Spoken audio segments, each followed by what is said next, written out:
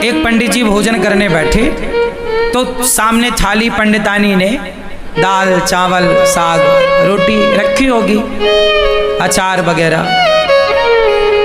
पंडित जी भोजन करने बैठे कि तभी कोई द्वार पे भिक्षुक आ गया। भिक्षाम देही, हे भैया मैं बड़ा भूखा हूँ, कुछ भोजन मिल जाए। पंडित जी भोजन करने ही बैठे हैं, सामने थाली है और द्वार पे कोई भूखा आ गया। पंडित जी ने सा सम्मान बुलाया, आओ आओ आओ भैया आओ। आसन लगाई और भोजन अपनी वाली थाली पंडित जी ने उन्हें दे दिया। और पंडितानी जी ने जो भोजन बनाया था वो जरा सा ही था, क्योंकि घर में कुछ था नहीं, जितना था उसने बनाया। थोड़ी सी दाल थी, आज दाल बनी, साग थी, चावल जो था भिक्षा में उसे मिला। ब्राह्मण थे, भिक्षा मांग कर लाते और जो मिलता खाते। तो आज उनका भोजन जरा कम था, पंडितानी के लिए जरा सा अंदर था। अब वो अतिथि आए और बैठे और वो पंडित जी की थाली में बैठ गए और वो बढ़िया खाए। पंडित जी अंदर गए, पंडितानी से कहा कि थोड़ा और दो रोटी। तो उसने बोला कि बस ये आखिरी 2 रोटी बची हैं। जब पंडितानी ने कहा कि आखिरी 2 रोटी बची हैं, तो वो जो बाहर बैठा खाने वाला अतिथि था उसने सुन लिया कि अब बस इनके पास 2 रोटी बची हैं। तो पंडित जी दोनों रोटी लेकर आए और कहा भैया प्रसाद पाओ, एक और दो रख दूं। उसने कहा नहीं नहीं अब नहीं चाहिए। वो भी समझदार कि अब बेचारे ये क्या खाएंगे, तो मना कर दिया। पंडित जी ने कहा ना, आप हमारे अतिथि हैं, आप पेट भर के खाओ। अच्छा बोले आपकी इच्छा है तो एक रख दो। तो 1 रोटी रख दी गई और 1 रोटी बची। अब वो अतिथि तो बढ़िया दाल चावल सब्जी रोटी खाकर 5 रोटी खाकर खुश था। पंडित जी की थाली में पंडितानी जी ने 4 रोटी रखी थी फर्स्ट में, 5 रोटी एक और मिल गई। 5 रोटी खा के उसका बढ़िया पेट भर गया, वो चला गया। अब दोनों पंडित पंडितानी बचे तो पूरे बर्तन लाके बाहर रखे और थाली लगाई 2।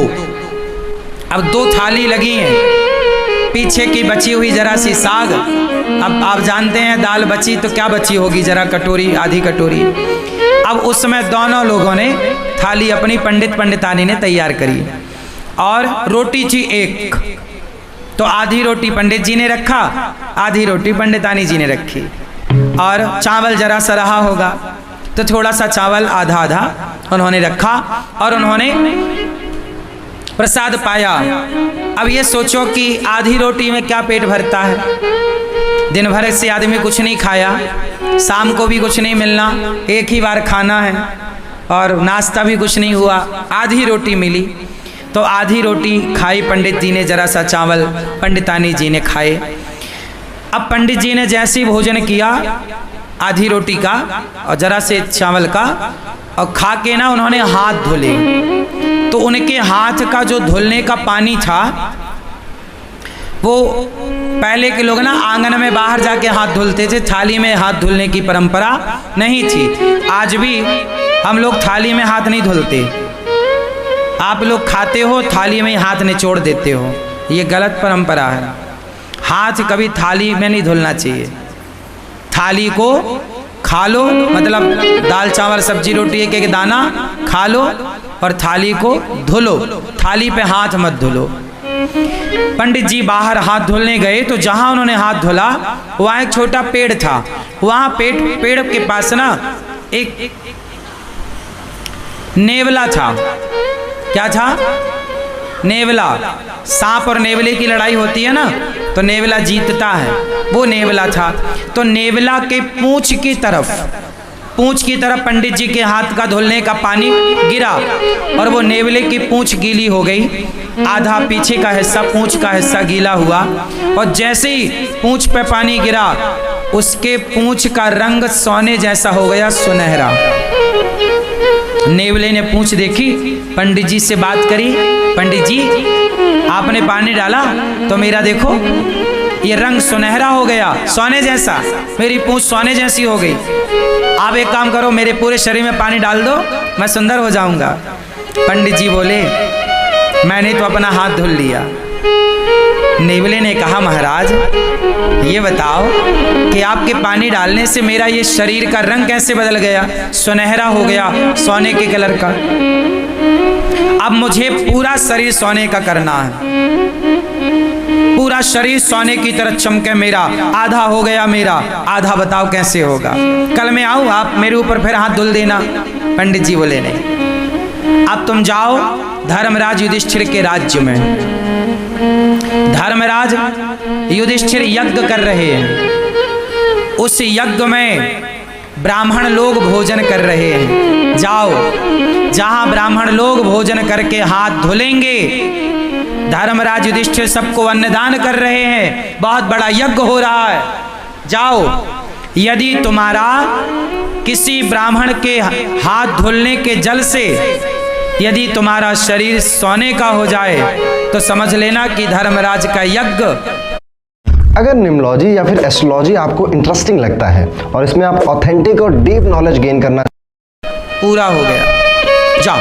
अब वो नेवला बड़ा खुश धर्मराज युधिष्ठिर के राज्य में पहुंचा और जहां सारे ब्राह्मण भोजन करते और पानी से हाथ धुलते, एक अलग जगह पर नेवला जाके वहीं बैठ गया।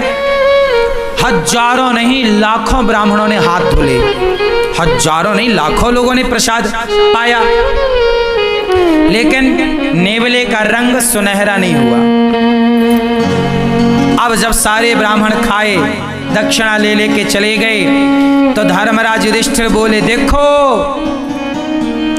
अर्जुन बोले कि देखो अब राजाओं की एक सभा लगी। उस राजाओं की सभा में अर्जुन ने बोला, भीम भैया ने बोला, देखो आज तक के इतिहास में इतना बड़ा अन्नदान जितना बड़ा धर्मराज युधिष्ठिर ने किया, जितना बड़ा यज्ञ युधिष्ठिर ने किया, आज तक किसी ने नहीं किया। इतना बड़ा यज्ञ किसी ने नहीं किया, इतना बड़ा अन्नदान किसी ने नहीं किया, इतना सारा सोना चांदी हीरा मोती दान दिया युधिष्ठिर जी ने। तब नेवला बोल पड़ा, नेवला, ए भीम चुप रह।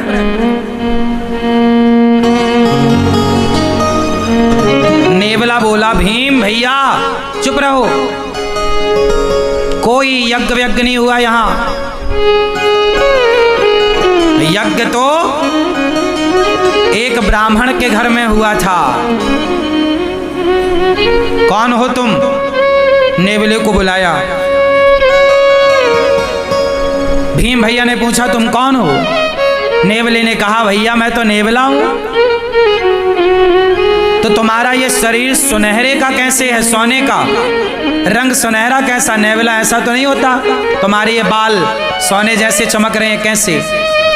उसने कहा महाराज यहाँ पास में एक गांव है, उस गांव में एक पंडित पंडितानी रहते हैं। पंडित जी ने हाथ धोया तो उनके हाथ धोने का जो पानी गिरा वो मेरे शरीर पे गिरा, तो मेरा शरीर सोने का हो गया आधा। और उन्होंने कहा कि युधिष्ठिर के यज्ञ में जाओ, यदि तुम्हारा पूरा शरीर सोने का हो जाए तो समझ लेना कि उनका यज्ञ पूरा हो गया। पर सुनो, तुम्हारा कोई यज्ञ पूरा नहीं हुआ। मैंने तो कब से बैठा गीला होता रहा, मेरा शरीर सोने का नहीं हुआ। और तुम कह रहे हो कि धर्मराज ने इतना बड़ा यज्ञ किया, इतना दान किया। वो पंडित जी ने जो हाथ धोले तो मेरा शरीर बदल गया, और तुम्हारे यहाँ तो इतने ब्राह्मण खाए, कुछ नहीं हुआ। भगवान श्री कृष्ण भी उस सभा में बैठे थे। भगवान कृष्ण मुस्कुरा रहे हैं मंद मंद। अर्जुन गए, हे श्याम सुंदर, ये आप ही जानो ये नेवला कौन, ये क्या कह रहा है, आप बताओ कि यज्ञ पूरा हुआ कि नहीं। अब सब में ये कौतूहल हो गया ना कि भाई धर्मराज ने इतना पैसा खर्च किया पर इनका तो यज्ञ पूरा हुआ ही नहीं। नेवला कह रहा है कि जब तक पूरा शरीर सोने का नहीं होगा यज्ञ पूरा नहीं माना जाएगा। अब श्री कृष्ण से जब कहा गया तब भगवान श्री कृष्ण ने कहा कि सुनो, अभी आपका यज्ञ पूरा नहीं हुआ, इसलिए इसका शरीर सोने का नहीं हुआ। हो जाएगा पूरा तो इसका शरीर निश्चित सोने का होगा। अर्जुन ने कहा अर्जुन ने कहा कि हे प्रभु, मेरे भाई ने युधिष्ठिर जी ने जितना बड़ा यज्ञ किया, आज तक इतना बड़ा यज्ञ किसी ने नहीं किया। जब किसी ने नहीं किया तो इसका आधा शरीर सोने का कैसे हुआ? भाई इतना बड़ा यज्ञ तो किसी ने नहीं किया, और ये इसका शरीर पूरा सोने का यज्ञ में होगा, तो आधा शरीर जो इसका सोने का हुआ वो कैसे हुआ, मैं ये जानना चाहता हूं। तब भगवान कृष्ण बोले, नेवला तू ही बता। तब नेवले ने बताया कि महाराज, मैं वहां गया, पंडित जी भोजन करने बैठे थे, कोई अतिथि आया तो अपनी थाली खिसकाई और आधी रोटी खाई और संतोषजनक भाव से उन्होंने अतिथि को भोजन कराया, और जितना मिला ईश्वर का धन्यवाद देकर बिना शिकायत के और प्रसन्न चित्त से दोनों पति पत्नी आनंद से थे। उन ब्राह्मण का, संतोषी ब्राह्मण, भक्त ब्राह्मण, वो भक्त था, संतोषी था, उस संतोषी और उस भक्त का हाथ का जब धौमन मेरे शरीर पर पड़ा तो मेरा शरीर आधा सोने का हो गया। अर्जुन बोले, प्रभु ये क्या है? भगवान बोले, अर्जुन तुम्हारे भाई ने करोड़ों रुपए खर्च करके जो यज्ञ किया, करोड़ों रुपए खर्च करके उस यज्ञ से तुम्हारे भाई को जितना पुण्य नहीं मिला, उससे ज्यादा पुण्य उस ब्राह्मण को एक भूखे को भोजन कराने से मिल गया। क्यों? क्योंकि तुम्हारे पास तो करोड़ों हैं, तो तुम करोड़ों खर्च कर रहे हो, पर ब्राह्मण के पास तो एक थाली भोजन ही था, 4-6 रोटियां ही थी, लेकिन उसने अपना संपूर्ण दान कर दिया, सर्वस्व दान कर दिया। उसकी तो सर्वस्व के नाम पर इतनी ही संपत्ति थी ना, थाली में भोजन। अर्जुन बोले, अब ये बताओ इसका शरीर कैसे सोने का होगा?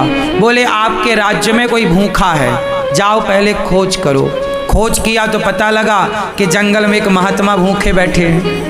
धर्मराज का यज्ञ सब ब्राह्मण भोजन कर लिए, पर एक ने नहीं किया, तो अभी यज्ञ पूरा नहीं हुआ। उस महात्मा को बुलाया गया, निवेदन किया गया, और जब वो आए और उन्हें भोजन कराया गया, और जब उन्होंने हाथ धुले तो उनके हाथ का धौमन के शरीर पे जाकर पड़ा, तो इसका पूरा शरीर सोने का हो गया, एक सा हो गया, पीछे से आगे तक सुनहरा हो गया पूरा। इसके बाल बिल्कुल सोने की तरह चमकने लग गए। घंटा बंधा था, टन टन टन टन करके बजने लग गया। युधिष्ठिर, आपका यज्ञ संपन्न हुआ। यज्ञ कब पूरा हुआ? जब भोजन कराया। कोई भी यज्ञ कर लो साहब, जब तक अन्नदान नहीं करोगे वो यज्ञ पूरा नहीं होगा। इसलिए सबसे बड़ा यज्ञ अन्नदान ही है। आप और किसी यज्ञ में उलझो मत, आप सीधा किसी भूखे को भोजन करा दो, वही सबसे बड़ा यज्ञ है।